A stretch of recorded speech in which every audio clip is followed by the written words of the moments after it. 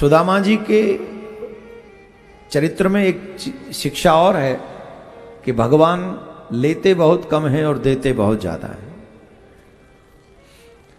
सुदामा जी जब श्री कृष्ण से मिलने के लिए गए तो 2 मुट्ठी तंदुल लेकर गए, और श्री कृष्ण ने जब 2 मुट्ठी तंदुल खाए तो उनको 2 लोक की संपत्ति दी, 2 लोक की संपत्ति, और 2 लोक की संपत्ति देकर सुदामा जी को विदा किया। और भी बहुत सुंदर प्रसंग है द्वारका के, अनेकानेक दुष्टों का वध किया है, राजसी यज्ञ इत्यादि पूर्ण करवाया है। 100 वर्ष के बाद भगवान श्री कृष्ण ब्रजवासियों से मिले हैं। बड़ा अद्भुत प्रसंग है, सुंदर प्रसंग है।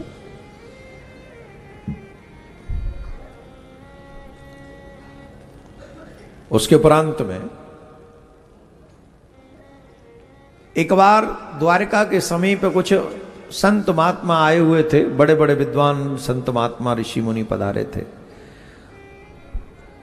तो कुछ यदुवंशी बच्चों ने अपने एक बच्चे को, साथी को, उसके साड़ी बांधी और उसके पेट में कढ़ाई बांधी और उसको लेकर गए और कहा, महाराज ये जो स्त्री है ये प्रेग्नेंट है, गर्भवती है, कृपा करके बताइए पुत्र होगा या पुत्री, पुत्र होगा या पुत्री। नेत्र बंद करके जब संतों ने देखा तो उनको पता चल गया कि ये तो पुत्र है, ये तो स्त्री नहीं है जिसे गर्भवती बता रहे हैं। इसका मतलब है कि ये हमारा उपास उड़ा रहा है। तो संतों ने साप दे दिया, मूसलम कुल नाशनम, अरे दुष्टो इससे तुम्हारे एक मूसल जन्म लेगा और जो तुम्हारे कुल का नाश कर देगा। मैं बार बार बार बार बार बार कथाओं में एक बात कहता हूं, 3 लोगों से कभी भी नहीं झगड़ना चाहिए। इन 3 लोगों का अपराध कभी नहीं करना चाहिए, एक संत, एक ब्राह्मण और एक भक्त। इनका अपराध करने पर तुम्हें भगवान भी नहीं बचा सकता। कई बार ऐसा होता है कि हम अपराध नहीं कर रहे हैं, फिर भी सामने से जबरदस्ती हो रही है, तो भी हाथ जोड़ के निकल जाना चाहिए, पड़ो ही मत चक्कर में। हम ऐसे नहीं कह रहे। भक्त की कोई जाति नहीं होती, संत की कोई जाति नहीं होती। कोई संत भेष में भी है तो उसको दूर से प्रणाम, अगर कोई गलत कर रहा है, लगे कि इसका आचरण या इसकी वाणी या इसका व्यवहार ठीक नहीं है, तो हाथ जोड़ के वहां से निकल जाओ।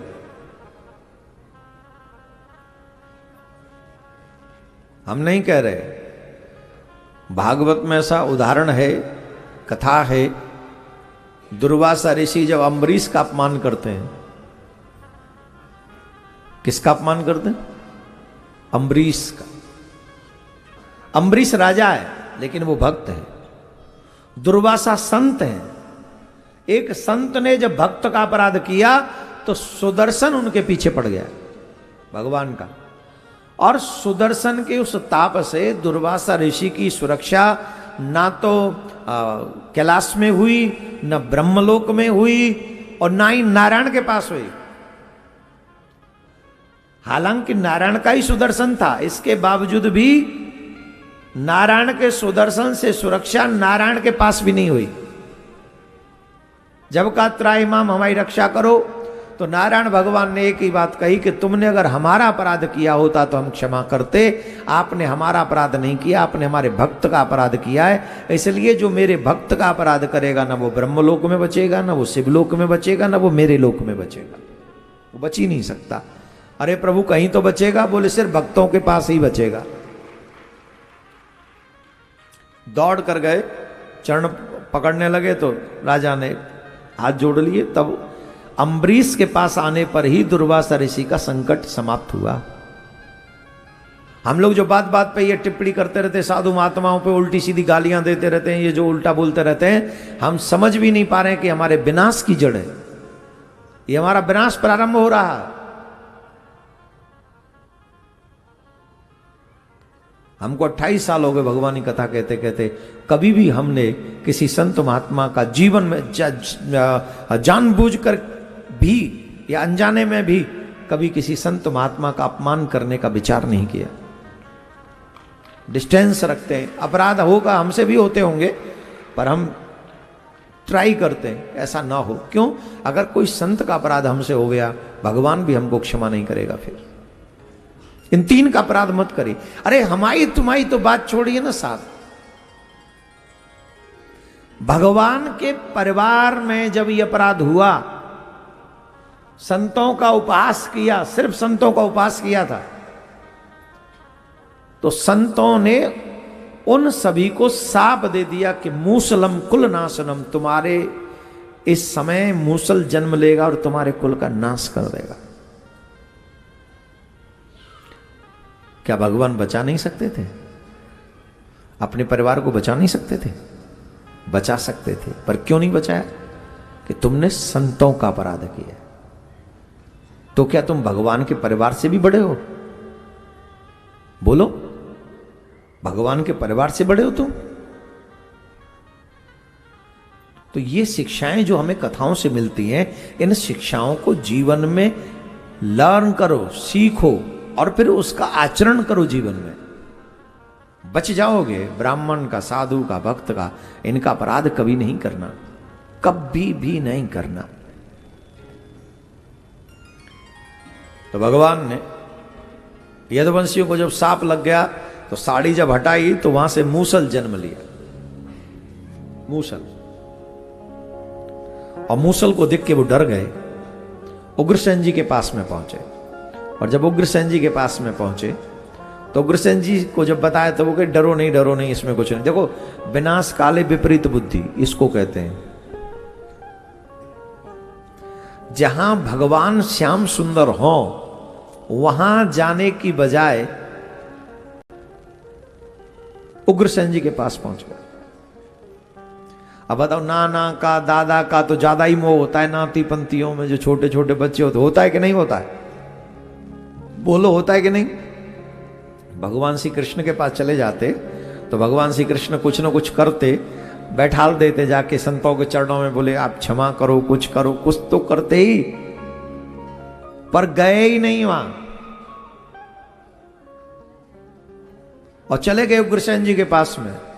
उन्होंने कहा कोई बात नहीं, तुम इस मूसल को लो, पीस दो और समुद्र में फेंक दो, समुद्र में फेंक दो। और वो समुद्र में फेंक दिया। एक कील बची थी, उसे ऊपर से थ्रो कर दिया, उसे मछली ने निगल लिया। और मछली ने जब निगल लिया तो उस मछली को एक शिकारी ने पकड़ लिया। जब कील निकली तो उसे तीर के आगे लगा दिया। उधर वो जो चूरा था, वो समस्त चूरा बह बह कर समुद्र के तट पे आ गया। उस चूरे से एल का नाम की घास बन गई, बड़ी पैनी होती है तलवार की तरह। और उसी समय अनेक अनेक अपशगुन होने लगे। तो एक बार प्रवास क्षेत्र में सभी यदुवंशी पहुंचे, और जब प्रवास क्षेत्र में सभी यदुवंशी पहुंचे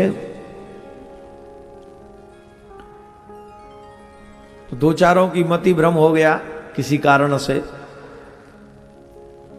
एक दूसरे को अपशब्द बोलने लगे। पहले वाणी बिगड़ती है, फिर कर्म बिगड़ता है, फिर फल आ जाता है। वैसा ही ये लोग जो कुछ भी बोल देते हैं ना बिना सोचे समझे, वो भूल जाते हैं कि ये भी पतन की जड़ है एक हमारी। बच्चों से निवेदन है मेरा, प्लीज, आजकल पढ़ाते कि नहीं, बचपन में स्कूल में जब लोग जाते थे तो वो एक पंक्ति सी पढ़ाते थे, वाणी एक अमोल है जो कोई बोले जान, ही ये तराजू तोल के तब कहूं बाहर आन। आजकल सोच के नहीं बोलते, बोलने के बाद सोचते हैं। और जब बोलने के बाद सोचोगे तो उसका कोई फल नहीं है, फिर तो हो चुका जो ब्लास्ट होना था।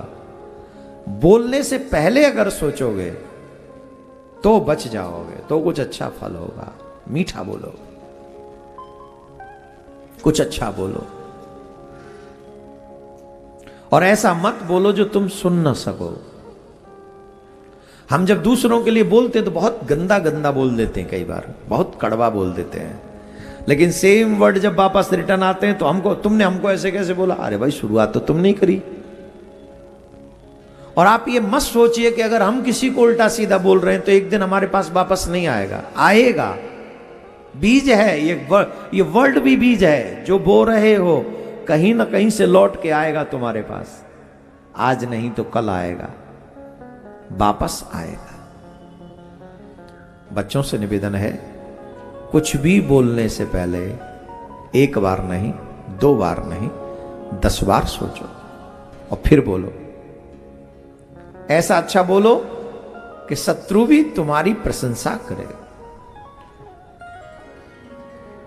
अब धर्म की रक्षा के लिए ऐसे ही बोलते नहीं, कोई तुम कर लो वो ठीक है, अब हम क्या, वहां नहीं, वहां फिर क्षत्रिय बन जाओ, निकालो खड़ग हाथ में और खड़े हो जाओ। खबरदार, अगर हमारे धर्म के लिए कुछ कहा, हमारे जहां सम्मान की बात आ जाए, माता पिता का सम्मान हो, गुरु का सम्मान हो, धर्म का सम्मान हो, देश का सम्मान हो, फिर कदाप नहीं सोचना चाहिए, फिर तो तैयार हो जाना चाहिए। हो जाओ तैयार साथी, हो जाओ तैयार।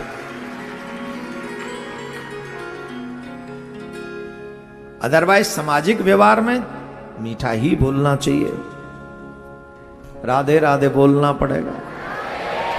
देखो धीरे बोलोगे तो, जो लोग खड़े हैं अगर आप बैठ जाएंगे तो अच्छा लगेगा।